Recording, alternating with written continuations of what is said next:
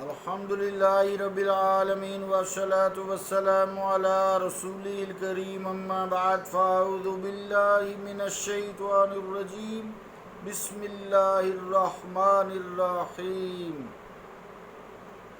وَيَسْأَلُونَكَ عَنِ الرُّوحِ قُلِ الرُّوحُ مِنْ أَمْرِ رَبِّي وَمَا أُوتِيتُم مِّنَ الْعِلْمِ إِلَّا قَلِيلًا صدق اللہ العظیم۔ واجب الاحترام سامعین، السلام علیکم ورحمۃ اللہ وبرکاتہ۔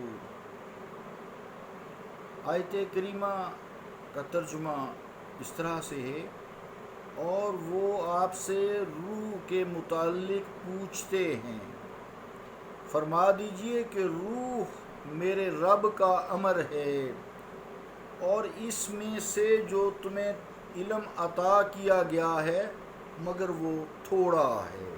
اللہ کا قول سچا ہے جو بڑی ہی عظمت والا ہے۔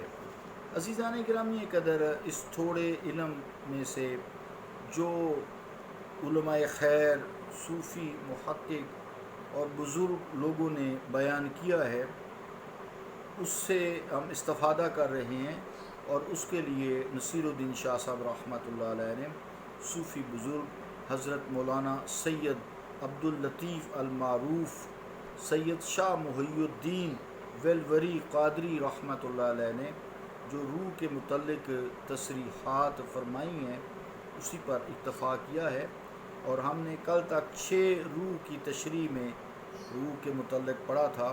وہ دہرائی کے لیے پہلی یہ اس کی صفت روح کی بیان کی تھی کہ جو روح ہے وہ انسان میں ایک مدبر اور محرک ہے، اور انسان کی جو روح ہے اس کا جسم محتاج ہے۔ اسی طرح اللہ تعالیٰ وحدہ لا شریک ہے، وہ اس کائنات کا مدبر ہے، تدبیر کرتا ہے، اور ساری کائنات اس کی محتاج ہے۔ دوسری بات ہم نے روح کے متعلق یہ کی تھی کہ جسم کی مدبر ایک ہی روح ہے۔ جس طرح جسم کی مدبر ایک ہی روح ہے، اسی طرح کل کائنات کا خالق و مالک اور مدبر وہ صرف اللہ تعالیٰ جو وحدہ لا شریک ہے، اس کی ذات و صفات میں کوئی شریک نہیں ہے۔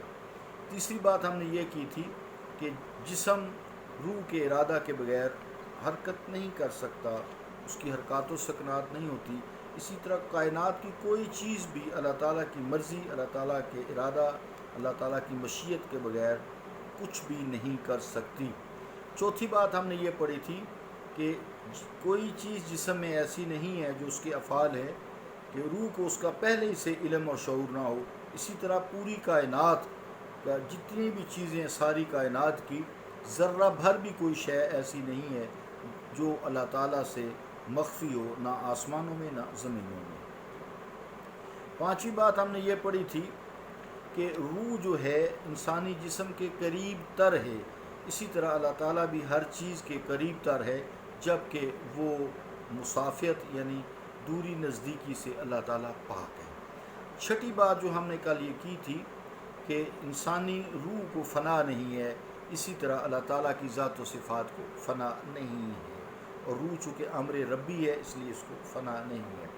ساتویں بات جو حضرت شاہ محی الدین ویلوری قادری رحمۃ اللہ علیہ نے فرمائی ہے، وہ یوں ہے عربی میں کہ لما کان الروح فی الجسد لا یعرف له کیفیہ علمنا انہ مقدس عن الکیفیہ۔ ترجمہ کیا ہے کہ جب جسم میں روح کی کیفیت کے بارے میں علم نہیں کہ وہ حرارت غریزی کا نام ہے یا بخارات ہے یا اس جیسی کوئی اور شے ہے، کہاں ہے، کیسی ہوتی ہے، وغیرہ وغیرہ، تو معلوم ہوا کہ اللہ تعالیٰ کی ذات بھی کیفیت سے پاک ہے، منزہ ہے۔ تو اس کو آپ سمجھتے ہیں، یعنی ہم جسم پہ کہیں بھی ہاتھ رکھیں، یہ تو پتہ ہے یہاں روح ہے، لیکن ہمیں معلوم نہیں ہوتا کہ اس وقت روح ہے کہاں، اس کے مقام کا کوئی پتہ نہیں چلتا۔ اس کا بظاہر نہ کوئی ٹمپریچر ہے، نہ یہ گرم ہے، نہ یہ سرد ہے، نہ یہ ٹھنڈی ہے، نہ یہ سخت ہے، نہ یہ نرم ہے، یعنی اس کی کوئی کیفیت نہیں ہے، نہ اس کی کوئی شکل ہے۔ ہاں جو بھی آرگن ہے اس کے ایک ایک سیل میں روح ہے، لیکن ہم معلوم نہیں کر سکتے۔ البتہ اتنا پتہ ہے کہ جب کوئی سرجن کسی عضو کو کاٹ دیتا ہے تو اسی وقت جیسے روح اس سے منقطع ہوتی ہے تو اس کی کیفیت بدل جاتی ہے اس ٹکڑے گوشت کی۔ جسے ہم چونکہ مسلمان ہیں، یہ چونکہ وہ تو لوگوں کو نہیں دکھاتے اتنا، لیکن جیسے اب ختنے کرتے ہیں، پرانے زمانے میں لوگ رواج تھا، اچھا رواج تھا کہ وہ چھوٹا سا جب گوشت بچے کا ختنے میں کاٹتے ہیں، نائی کاٹتے ہیں، ڈاکٹر کاٹتے ہیں یا حکیم کاٹتے ہیں یا کوئی بھی جو اس کو سرجری کرے کاٹتے ہیں، تو آپ دیکھیں گے کہ جیسے ہی وہ گوشت کٹتا ہے فوری طور پر اس کا رنگ تبدیل ہونا شروع ہو جاتا ہے، اس کے اندر خون جمنا شروع ہو جاتا ہے، اس میں زندگی کی حرکت ختم ہو جاتی ہے، وہ مردہ ہو جاتا ہے۔ کیوں؟ ہم نے اس گوشت کو منقطع کر دیا۔